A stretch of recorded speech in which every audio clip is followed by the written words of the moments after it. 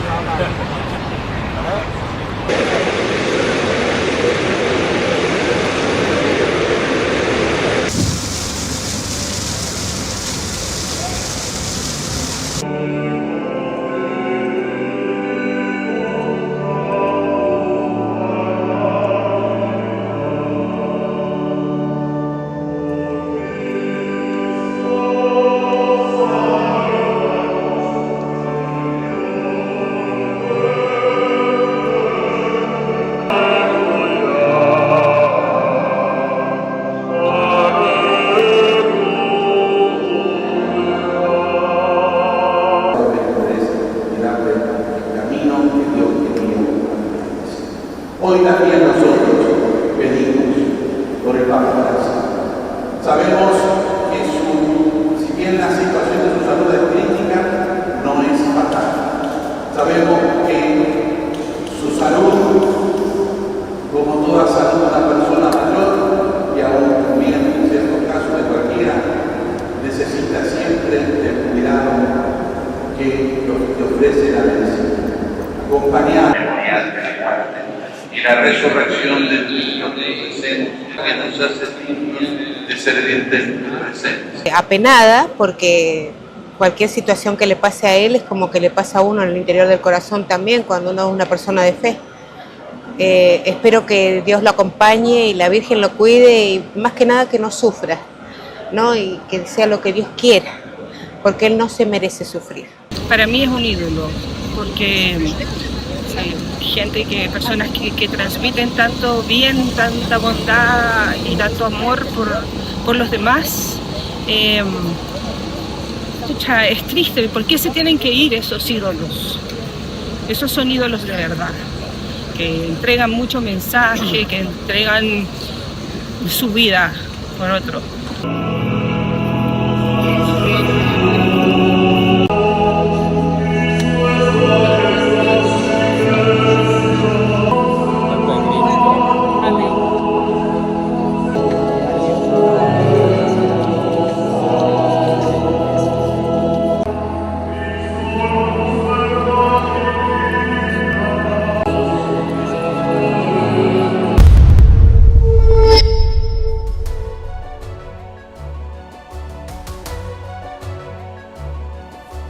Hello, Namaskar. This is First Post and you're watching Vantage with me, Palki Sharma.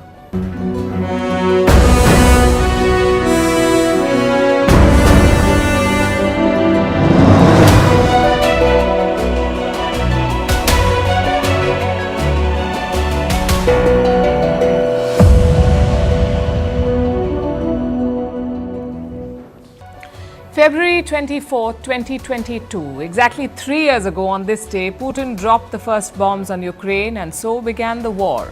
3 years and counting, the Russians have not let up and the Ukrainians face an uncertain future. Zelensky says he's ready to resign, but he has preconditions. Trump says he's not even a legitimate leader. The Europeans say they have a plan, but they're also rushing to Washington to win over Trump. And Vladimir Putin?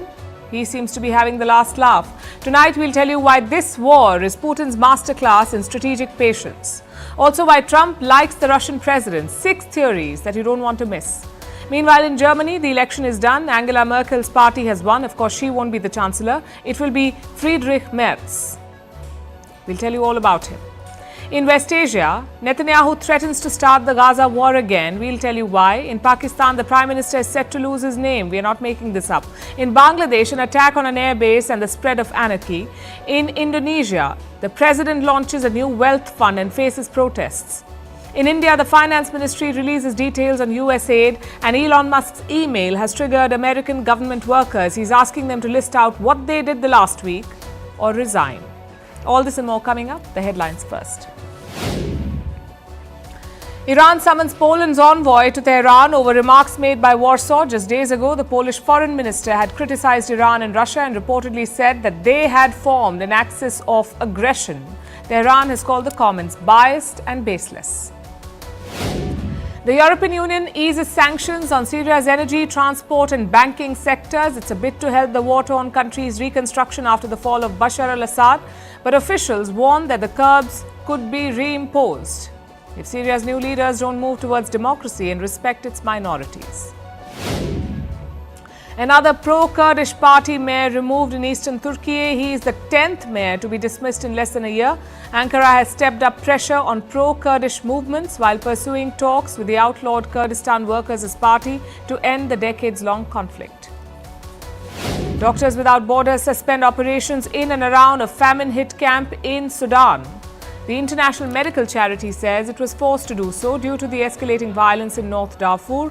The camp shelters more than 500,000 people displaced by the civil war. And a New Zealand minister resigns from his post for putting his hand on a staff member's upper arm. The minister says his conduct was quote-unquote overbearing. The resignation comes as Prime Minister Christopher Luxon's government lags in the polls.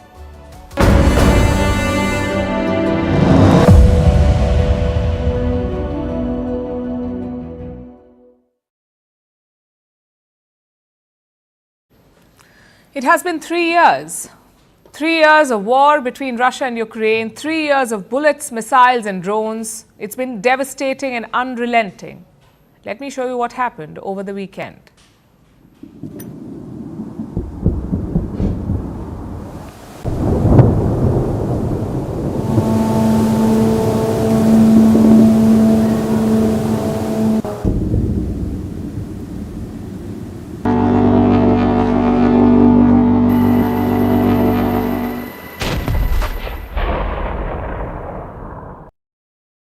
Russia launched its largest drone attack on Ukraine yet. It fired more than 250 drones. About half of them were shot down, but this has not slowed Russia's offensive. In the last 7 days, they've attacked Ukraine with more than 1,000 drones, more than 1,400 aerial bombs and 35 missiles of various types. Why this sudden escalation? Because Russia realizes it has the upper hand and it wants to secure its gains and set the pace for peace talks. We are ready to negotiate with both Ukraine and Europe, with any representatives who in a spirit of goodwill would like to help achieve peace. But we will stop military operations only when these negotiations produce a firm, sustainable result that will be acceptable to the Russian Federation. How is Zelensky responding to this? By hosting world leaders for a summit in Kyiv. This morning, a bunch of Western leaders arrived in Ukraine's capital, from Canadian Prime Minister Justin Trudeau and Spanish Prime Minister Pedro Sánchez to the EU President Ursula von der Leyen. At least 14 world leaders attended the summit in person. Another 20 joined virtually. It was a show of support. But it doesn't really help beyond a point, because increasingly Ukraine and its European allies are looking helpless. The US has virtually pulled support. Forget arms supplies. Donald Trump does not even recognize Zelensky as Ukraine's legitimate leader. He calls him a dictator. Trump is also bypassing both Ukraine and Europe. Last week, his team met the Russians directly. They began negotiations for a peace deal, just the Americans and the Russians. So after 3 years of war, Ukraine's position is the weakest it has ever been. But Zelensky is not giving up. Believe it or not, he is negotiating with the US. He says he is ready to step down, but on one condition. He wants NATO membership for Ukraine. That is the precondition for Zelensky's resignation. If it's about peace in Ukraine, and you really want me to leave my position, I am ready to do that in exchange for peace. Secondly, I can exchange it for NATO membership if there is such an opportunity. Well, it's a very long shot, a non-starter in fact. Even the Europeans realize this, but Zelensky is pushing his luck. He has made one more demand: security guarantees from the United States. After a peace deal with Russia, he wants US forces to protect Ukraine. That is the ask from Zelensky. In return, he will agree to a mineral deal with Donald Trump. домовлявся з Байденом. If you believe that the economic deal is a part of the security guarantees, then why can there not be your boots on the ground, where you have your business interests? Isn't it logical? To me it seems logical, it seems to me so. I said that to the United States, but we did not discuss it yet as we did not receive their response. Zelensky was responding to Trump's $500 billion demand. The US president wants Ukraine to give up half of its natural resources. He claims Ukraine owes $500 billion to the US. This is for the military and financial support that America has given them so far. The fact is, America gave $120 billion, $120 billion, but Trump wants $500 billion in return. This essentially is the minerals agreement. US officials say the talks are on and they're close to signing a deal, but reports from the US press suggests otherwise. Apparently, Kyiv has received multiple drafts of the minerals agreement, and he has rejected all of them because Ukraine insists on US security guarantees, and that clause was missing from the American proposals. So it was rejected. So Zelensky is playing hardball. But is he really in a position to make such demands?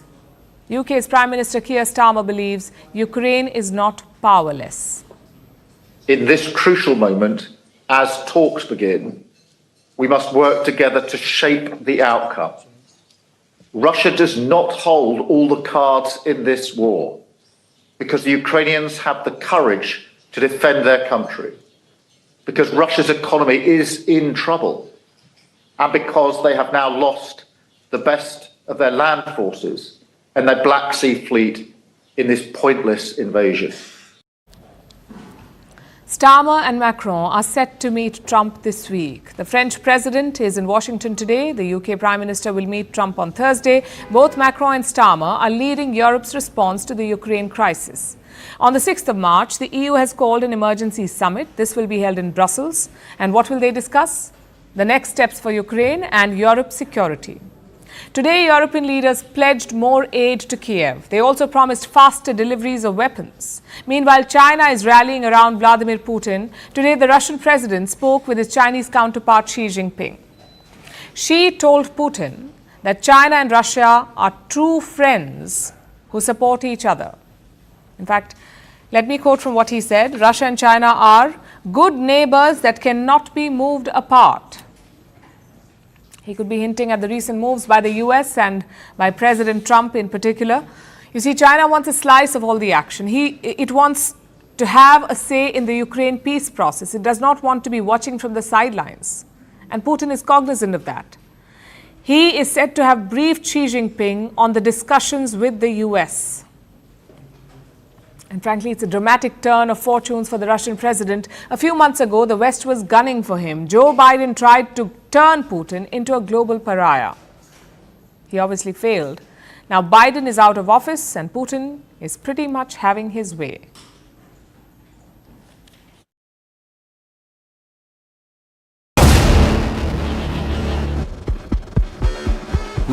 I have made the decision of a military operation. Putin's aggression against Ukraine will end up costing Russia dearly.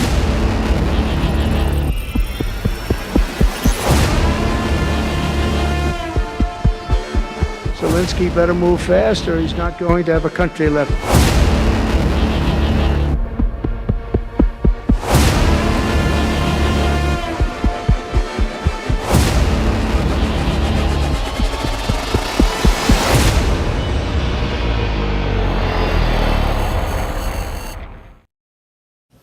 There are many kinds of politicians. You've got the cautious bunch, the wise statesman type, and of course the risk takers. No prizes for guessing which kind Vladimir Putin is. He is a risk taker. He saw that in Syria. We saw that in Syria where he turned the tide of the civil war. In Georgia, where he fired the first shot at NATO. In Crimea, where he fired the second. And finally in Ukraine. At first, it looked like Putin had miscalculated. Joe Biden was eager to defend Ukraine. Europe closed ranks behind him. And NATO found a new purpose. But Putin was playing the long game. He made some crucial assumptions and moves leading up to the war. And 3 years later, it looks like they paid off. Our special report tells you how. It was supposed to be just a normal Thursday. Delhi was a lot colder than it is now, but we were all looking forward to the weekend. And then a bomb dropped, quite literally. Just an hour before dawn, Russian missiles lit up Ukrainian skies. At first they hit the military sites in places that have since become household names for us, like Odessa, Mariupol, Kharkiv and Dnipro. Our first reaction was shock. A war in 2022? Surely no one was that delusional. But for Vladimir Putin, the decision did not seem unusual. He felt that he had been boxed in, that he had no choice but to invade. I have made the decision of a military operation. Whoever tries to interfere with us, and even more so to create threats for our country, our people should know that Russia's response will be immediate. A special military operation. That's what he called and still calls the war in Ukraine. And a lot of people mocked it at first. But after seeing a real war in Gaza, maybe they agree. Putin described 3 goals in Ukraine: denazification, demilitarization, and neutral status. His position was very clear. Russia will not accept a NATO neighbor. Ukraine must remain out of Western military alliances. In the first days of the war, Russia made rapid progress. They made it very close to the capital, Kyiv. People wondered where the Ukrainian leadership had gone. They finally emerged in this selfie video, the first of many that Volodymyr Zelensky would post from the streets of Kyiv. He ditched his suit once the attack began, and since then we've only seen him in these military fatigues. The change of wardrobe made one thing quite clear: Zelensky wanted to fight. He was in no mood to sue for peace. In Europe and North America, the sentiment was the same. Joe Biden saw this as an opportunity. He was desperate to show Europe that he was not like his predecessor, that he was not a Donald Trump. So Biden plunged himself and NATO into defending Ukraine. Ukraine will never be a victory for Putin. Putin may be able to take a city, but he'll never be able to hold the country. So we're going to continue to support the brave Ukrainian people as they fight for their country.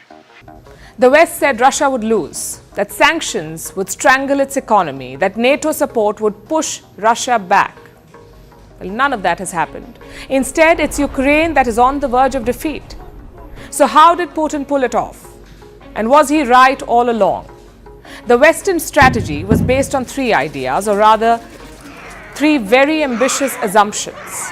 1, that Russia's economy would collapse. 2, that NATO military support could hold Russia off.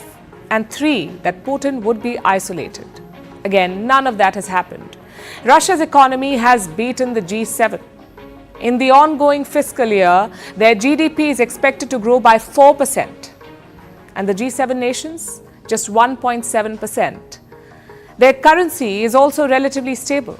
I'm talking about the ruble, the same ruble that Biden promised to turn into rubble. As a result of these unprecedented sanctions, the ruble almost is immediately reduced to rubble. Well, status check. $1 was 85 rubles when the war began. It is 88 last we checked. So certainly not rubble. Militarily, Russia has done enough to gain the edge. Early assessments indicated a blitzkrieg, but 3 years on, it's a war of attrition. Both sides are digging in. Nonetheless, Russia controls almost 20% of Ukraine.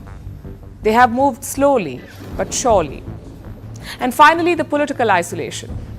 Just look at these pictures since 2022. If that is isolation, I'm sure every leader wants a bit of it. Putin has expanded his ties everywhere except the West. He hosted African leaders in Moscow. He deepened his friendship with China's Xi Jinping. He found a new buddy in Kim Jong-un, and he retained India's partnership despite Western pressure. So fewer friends maybe, but isolated? Far from it. Which brings us back to our question: how did Putin pull it off? He did 3 things right. 1, he made sure that Ukraine and the West had no military path to success, meaning they could not win on the battlefield. Occasionally, Putin would stir the nuclear pot. He would hold drills with nuclear weapons, put his nuke responses on alert, and this spooked Western powers. They backed away from giving long-range weapons to Ukraine. They told Zelensky, defend, do not attack. In late 2024, they finally changed their position. They allowed Ukraine to strike deep inside Russia, but by then it was too late. Russia already had the upper hand. So Putin's nuclear rhetoric had a very clear objective: to keep Western support to a minimum. And this ensured that there would be only two outcomes in this war: either a Russian military victory or a negotiated settlement. The possibility of a Ukrainian military victory was removed. It's like a cricket team batting long in a test match. The idea is not always to win. It is to ensure that the other side can only draw or lose. The second thing that Putin did right was handling the economy. Russia is under some 24,000 sanctions, 24,000. Yet the economy is stable. When the West ditched him, Putin turned east. He began selling oil to India and China. He also marketed Russian weapons to the global south, which kept his treasury full. Putin also invested in the BRICS. This used to be an alliance of 5 nations: Brazil, Russia, India, China, South Africa, 5 countries. But after the war, it has expanded. Today, the BRICS has 10 members, and together they're looking to upend the global order, maybe create alternatives to the Western system. And finally, the third thing that Putin did right: he did not pitch this war as some good versus evil fight. He was very clear: this is strategic for me.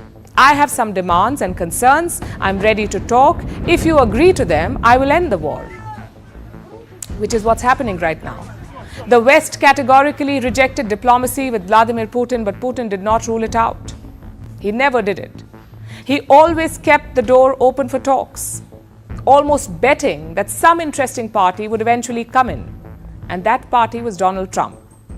I think that President Putin and President Zelensky are going to have to get together, because you know what? We want to stop killing millions of people. So to put it simply, Putin played the long game. He was not in any hurry to take Kyiv and plant the Russian flag there. In fact, you have to wonder if he ever wanted to occupy the whole country, or whether he just wanted to break up Ukraine. So instead of rushing, Putin waited. He watched as the energy prices spiraled out of control, as wheat and fertilizer supplies shrank, as inflation skyrocketed, as political opposition built in the West, as Donald Trump launched his campaign, as incumbent Western leaders faced abysmal approvals, as the far right surged in Europe, and as Trump retook the White House. It was a masterclass in strategic patience. But at the heart of it, it was a simple principle: who wanted it more? Did Putin want a neutral Ukraine more than the West wanted a NATO Ukraine? That was the question. Putin bet early on that the answer was yes, that he wanted a neutral Ukraine more. So, of course, a peace deal has not been struck yet. But as things stand, 3 years later, it looks like Vladimir Putin is having the last laugh, that his risky bet has paid off.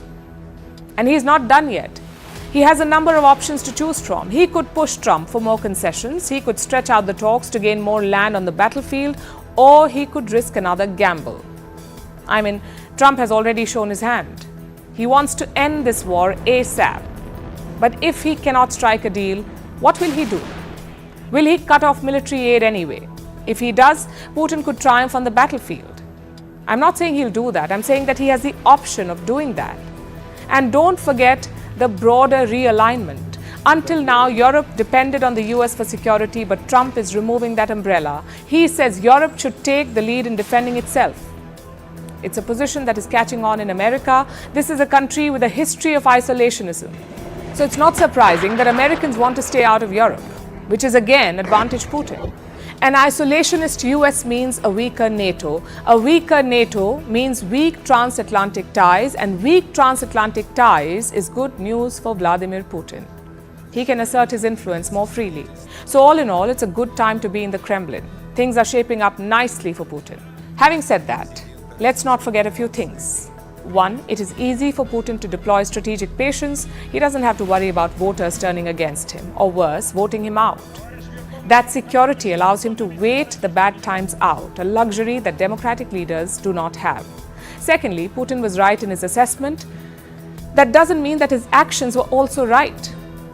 Waging war is not acceptable. Ukraine is a sovereign country that can make its own choices. Russia cannot dictate terms to them.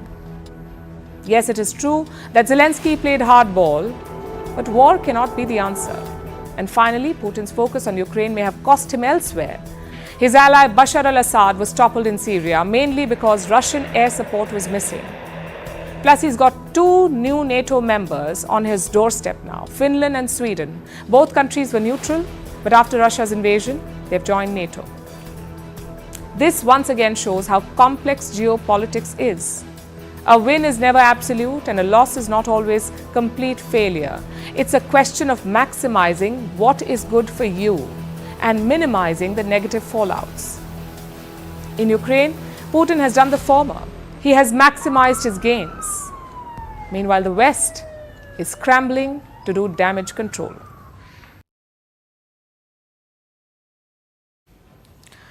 If this was a card game, Putin would have the best hand.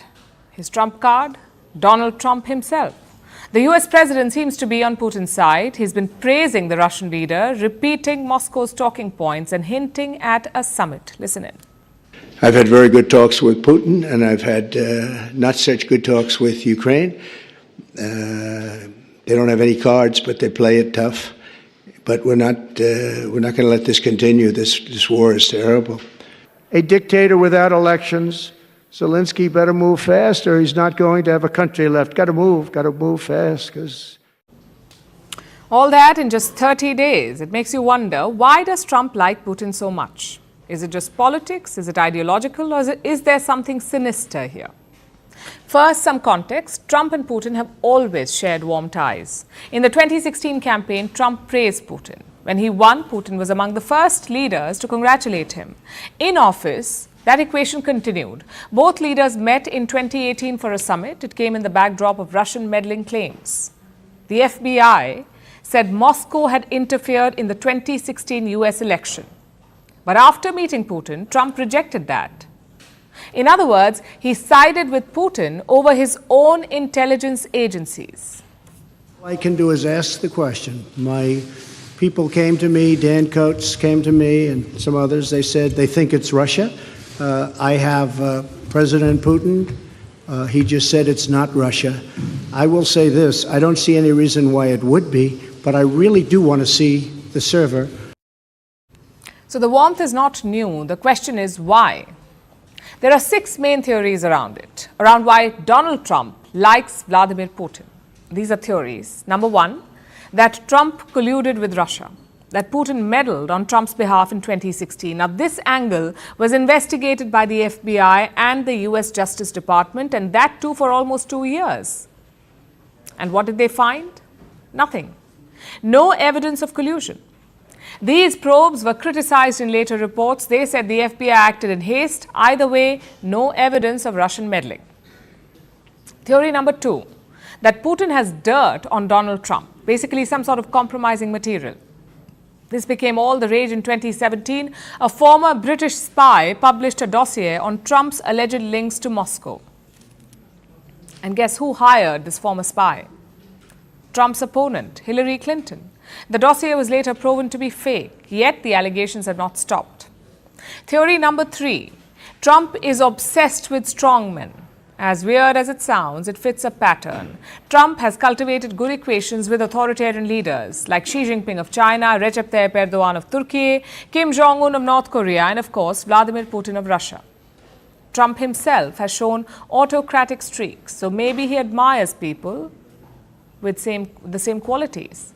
Theory number 4, Trump is not a cold warrior. Now, the Cold War was a titanic tussle of the 20th century, the United States versus the Soviet Union, capitalism versus communism.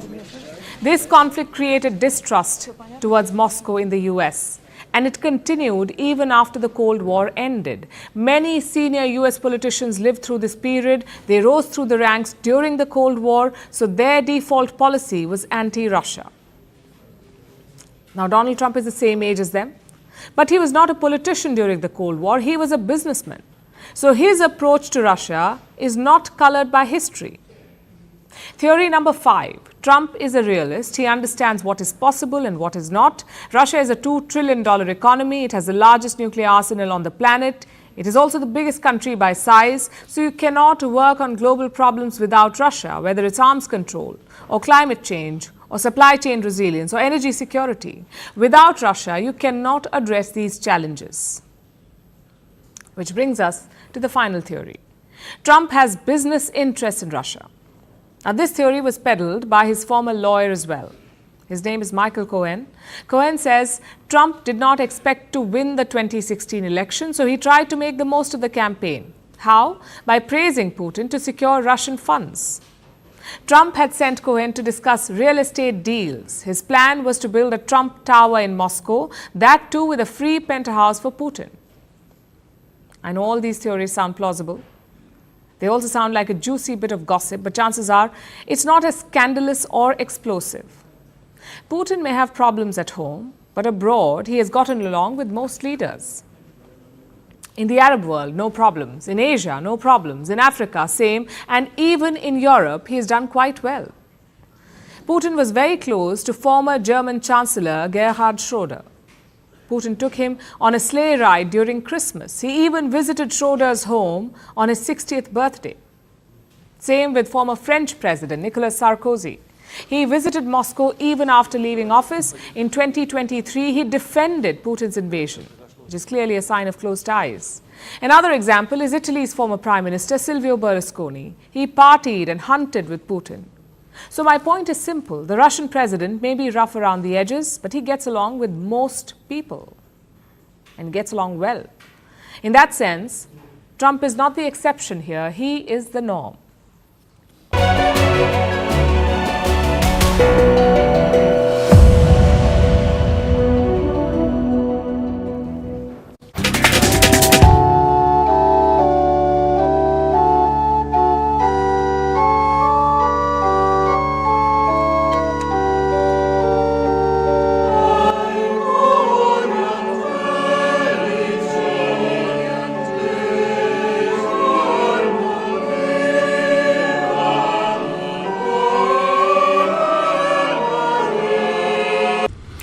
Maria Santissima, premurosa e tenera nel soccorrere i suoi figli che si trovano nel dolore, lo sostenga in questo momento di prova e di sofferenza. La parola di Dio e la preghiera raccoglieranno ed esprimeranno tutte le nostre parole e le esprimono con pienezza. Ci aiuteranno a sentirci in comunione tra noi, con il Santo Padre, con tutta la Chiesa, in particolare con le chiese in Italia, che in questi giorni prossimi si ritroveranno in tanti modi, sempre nella dolce compagnia di Maria, per intercedere per la guarigione del Papa.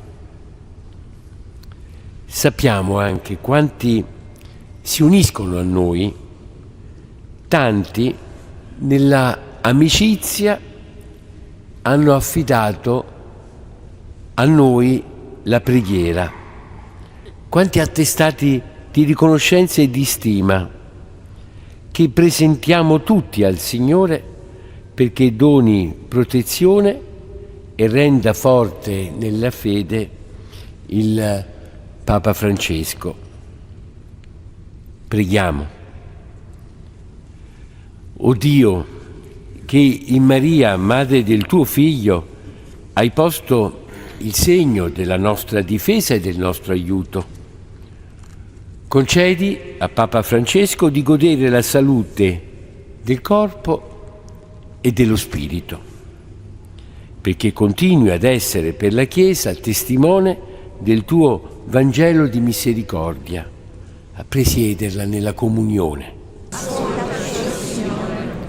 Ricolma di grazia la tua Chiesa. Ascoltaci, Signore. Dona salute a Papa Francesco. Ascoltaci, Signore. Estendi il dono della pace a tutti i popoli. Ascoltaci, Signore. Rendi tutti i defunti partecipi della Pasqua eterna. E poi dopo fra un po' lo...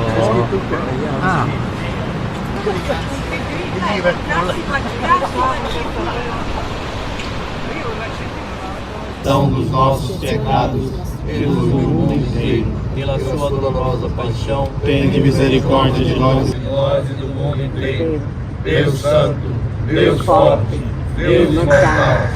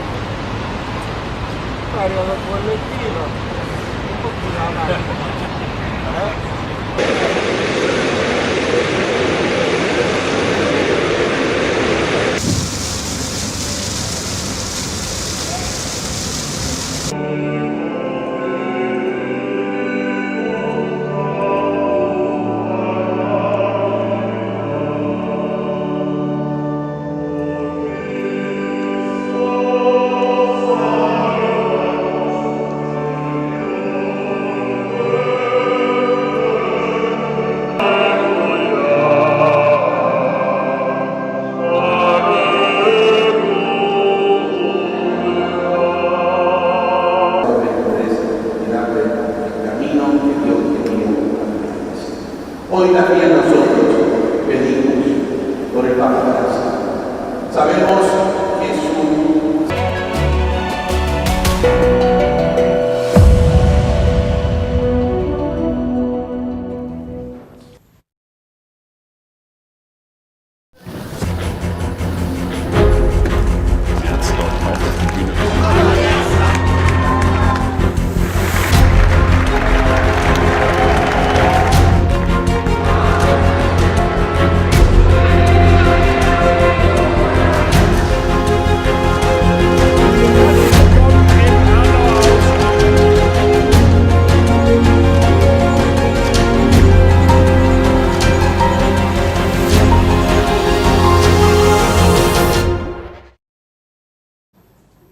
The election is over, the verdict is in, the Conservatives have won. They will form the next government in Germany. What does it mean for the country and the region? Who are the biggest winners and losers? And who will be Germany's next chancellor? Tonight we will break it down for you, starting with this. Germany's electoral map. Each color represents the party that won in different regions. And this map shows an unmistakable divide. West Germany is a sea of black, dominated by the CDU or the Christian Democratic Union. East Germany is painted blue, swept by the AfD or the Alternative for Germany party. Now, this is a clear political fault line. West Germany voted the Conservatives, East Germany turned to the far right. If you looked at this map with no context, you'd think the Berlin Wall never fell. And that tells you everything about this election. Germany is divided. It shows in the results.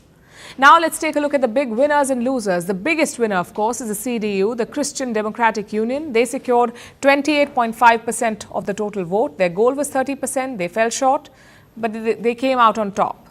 Their priority now is forming the government, for which they will need an ally, and that ally will most likely be the Social Democrats. That's the outgoing Chancellor Olaf Scholz's party. So the next government in Germany will be a two-party coalition. By German standards, that's remarkably stable. Together with the mandates of the Social Democrats, which account for 120 members of parliament, we are naturally capable of forming a government with 328 seats out of 630, a black-red coalition, and that is exactly what we want. So who will lead this government? The leader of the Christian Democrats, Friedrich Merz. He is set to become the next chancellor. Born in 1955, Merz is not just a politician, he is a trained lawyer and a licensed pilot. His political career took off in 1989. That's when he was elected to the European Parliament. Soon after that, he entered the Bundestag, which is the German parliament. His rise through the CDU ranks was swift, but his luck ran out in the early 2000s. That's when Angela Merkel sidelined him. She was in the same party, the CDU, and she went on to rule Germany for a good 16 years. So Merz walked away from politics. He joined the private sector. He made millions and never held a government post. But he also did not let go of his dream. to be Chancellor. And now, 2 decades later, his dream is finally coming true.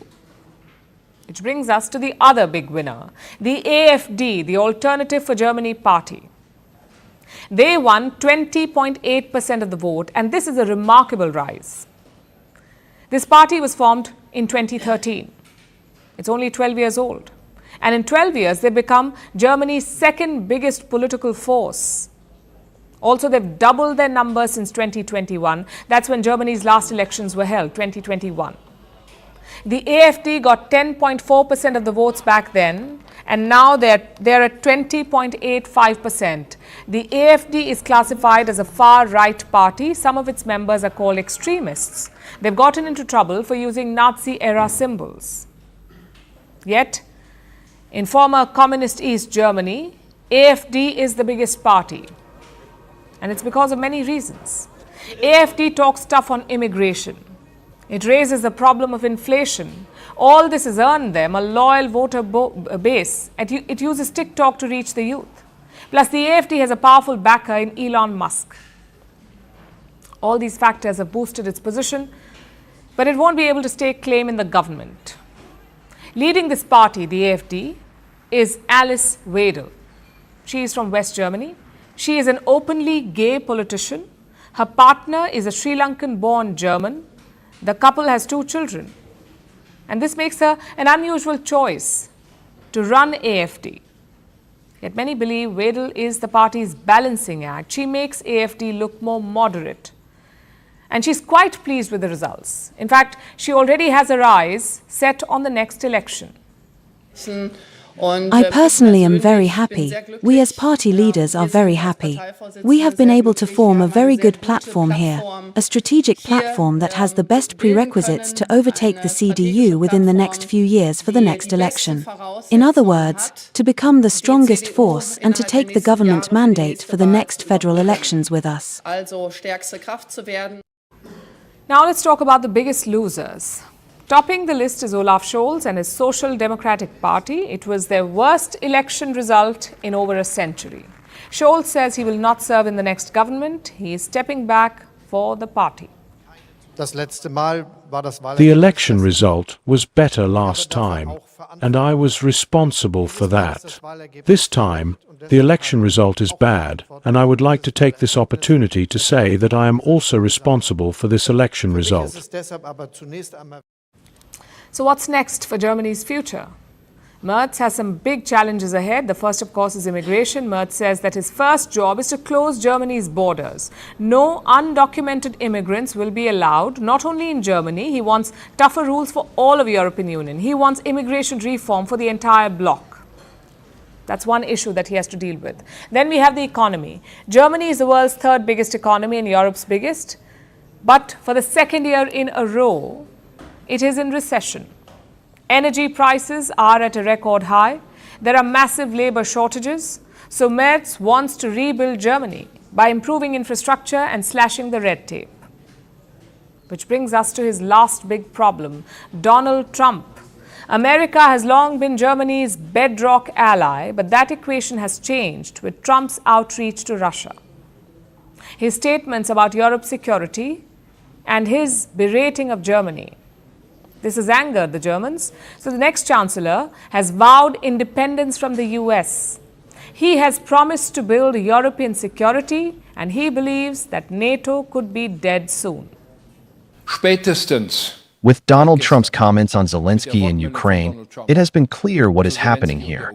The trench in the Atlantic is getting deeper, and the question of whether or not we, the Federal Republic of Germany, can still celebrate 70 years of NATO with the Americans in a carefree manner has not been answered. So where does Germany go from here? Friedrich Merz takes the helm at a time of deep division, a fractured electorate, a stagnant economy, and a shifting geopolitical landscape. His government will have to act fast to cement Germany's place in a changing world order.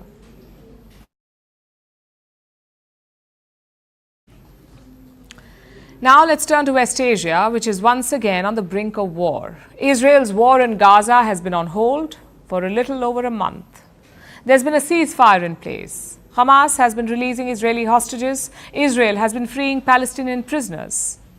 That's been the case for the last month. But on Saturday, Israel did not hold up its end of the bargain. Hamas released 6 hostages. Israel was supposed to free over 600 prisoners, but Prime Minister Benjamin Netanyahu delayed their release. He objected to the way Hamas was treating the hostages, making a spectacle of them. So Netanyahu is withholding the Palestinians. But if Hamas tries to scrap the ceasefire altogether, Netanyahu has a warning. He says, plans to resume the Gaza war are ready. Here's our report. The Gaza ceasefire has been in place for a little over a month. There have been almost 8 rounds of prisoner exchanges. A 9th round is scheduled for this week. Hamas has been releasing Israeli hostages. They have released some bodies as well. These were mostly people captured by the group on October 7th, 2023.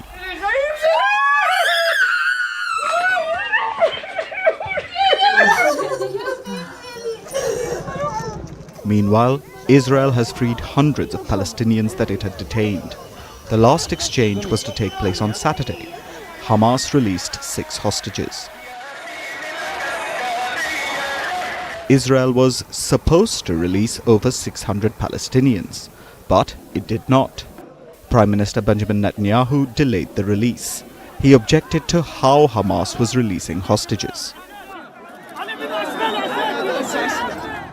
Hamas has been holding hostage release ceremonies. It has brought other hostages to these people it isn't freeing yet, just to make them watch the spectacle. Netanyahu has called all this degrading. The next exchange is set for Thursday. Hamas is supposed to release 4 hostage bodies. Netanyahu says he will only release the 600-odd prisoners after that, and only if Hamas puts an end to these ceremonies. However, withholding the prisoners wasn't Netanyahu's only threat. We are ready to return to intense fighting in Gaza at any moment. The operational plans are ready.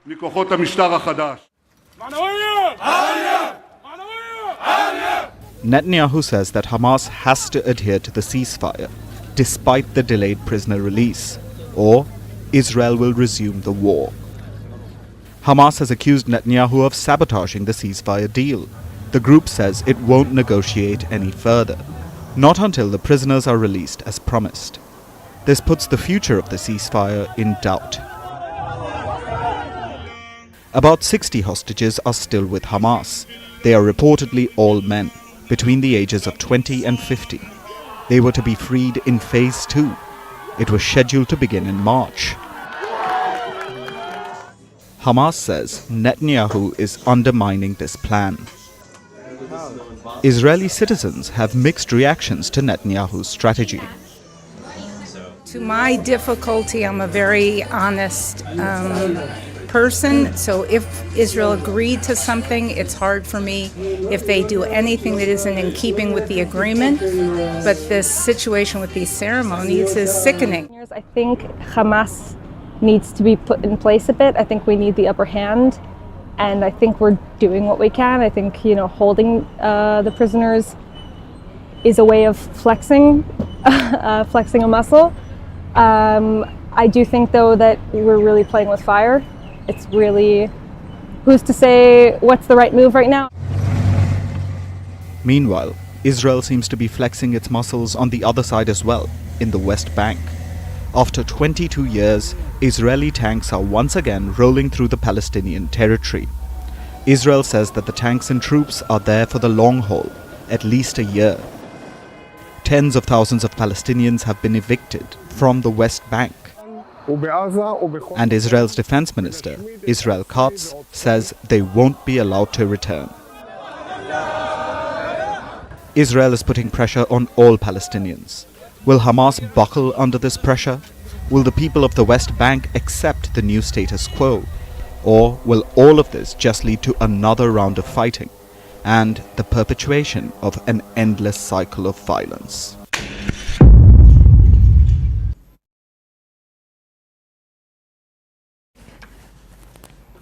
Now let's look at another one of India's neighbors, Bangladesh. As you know, the country is seeing an upheaval. Last August, Bangladesh got rid of its long-serving Prime Minister Sheikh Hasina. Widespread protests led to her ouster, and the victorious demonstrators replaced her with an interim government. What has been the result? Violence, chaos, and a surge in crime. There was an attack on a Bangladeshi airbase today. One person was killed and several were injured. Meanwhile, there was a march in the capital, Dhaka, to protest against rising incidents of rape. There are also reports of widespread muggings last night. Everywhere you look, law and order seem non-existent. And what is Bangladesh's interim government doing about all of this? Not much, apparently. They usually just pin the blame on India to escape any real accountability. Our next report has the details. A Bangladeshi Air Force base has been attacked. No, it wasn't some act of war. The attack has been blamed on miscreants. It started with a man being detained for driving a motorcycle without proper papers. This little spat escalated. 200 people stormed the airbase, and Air Force personnel were reportedly forced to open fire on them. Let's take a step back and think about that. In what functioning democracy do 200 random people attack an airbase? That too over some man driving without a license. Does this seem normal to you? Well, apparently this is the new normal in Bangladesh. And it wasn't even the biggest headline there today. Police block an anti-rape march. This was in Dhaka again today. People were protesting against the rise in rape cases in the country. They were demanding the resignation of the Home Advisor. Bangladesh doesn't have an elected government right now, not since they ousted former Prime Minister Sheikh Hasina. So instead of a Home Minister, they have a Home Advisor. And it seems his advice is pretty terrible, because a crime spree is underway in Bangladesh. And what has been the interim government's response to all of this? Outright denial.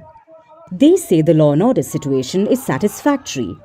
But in case this statement doesn't convince people, Bangladesh's interim government has a backup plan. The same tactic it has been employing over the last few months. When in a pinch, pick a fight with India. And true to form, we got this today. Bangladesh's foreign advisor complaining about India once again, saying that the safety of minorities in Bangladesh isn't New Delhi's concern. The timing is impeccable.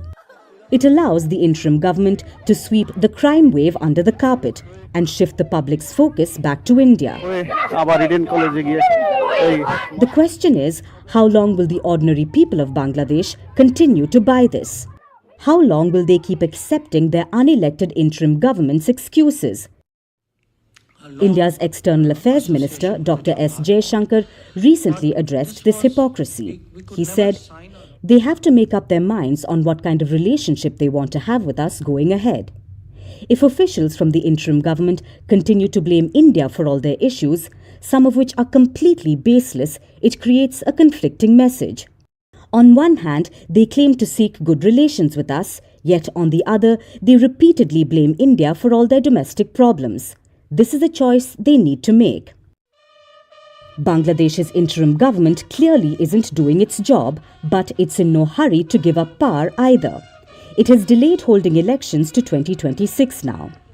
Bangladesh will be better served if its government gets its house in order instead of blaming its neighbor for its self-inflicted problems.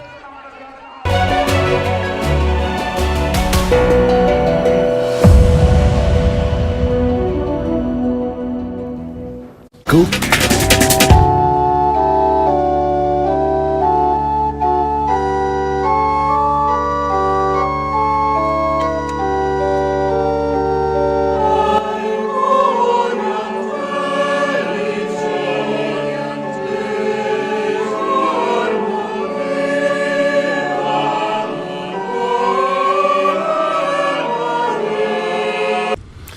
Maria Santissima, premurosa e tenera nel soccorrere i suoi figli che si trovano nel dolore, lo sostenga in questo momento di prova e di sofferenza. La parola di Dio e la preghiera raccoglieranno ed esprimeranno tutte le nostre parole e le esprimono con pienezza.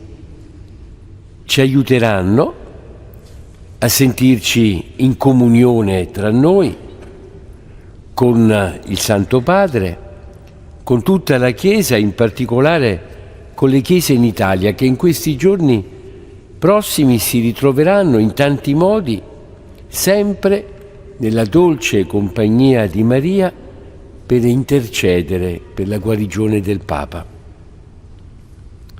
Sappiamo anche quanti si uniscono a noi, tanti nella amicizia hanno affidato a noi la preghiera, quanti attestati di riconoscenza e di stima che presentiamo tutti al Signore perché doni protezione e renda forte nella fede il Papa Francesco.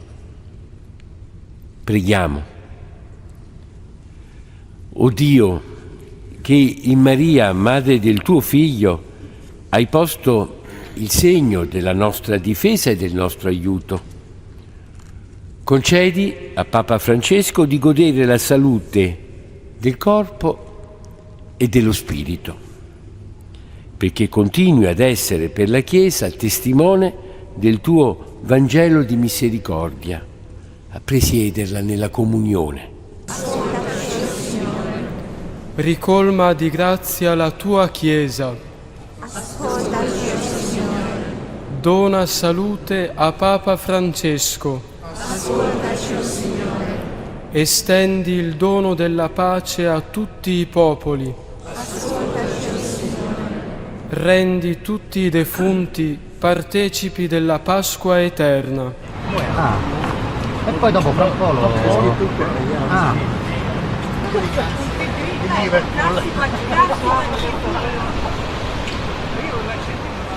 Dos nossos pecados pelo mundo inteiro, pela sua dolorosa paixão, tende misericórdia de nós e do mundo inteiro. Deus Santo, Deus forte, Deus imortal.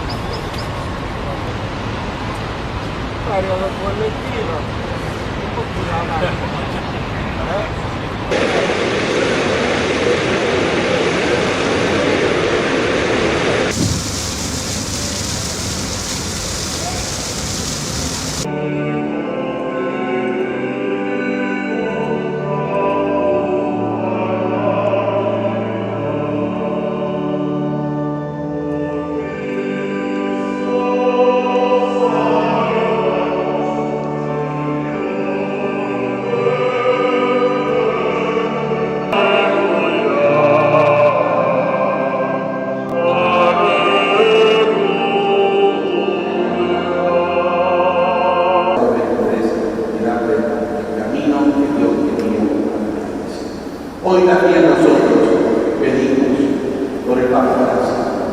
Sabemos que si bien la situación de su salud es crítica, no es fatal.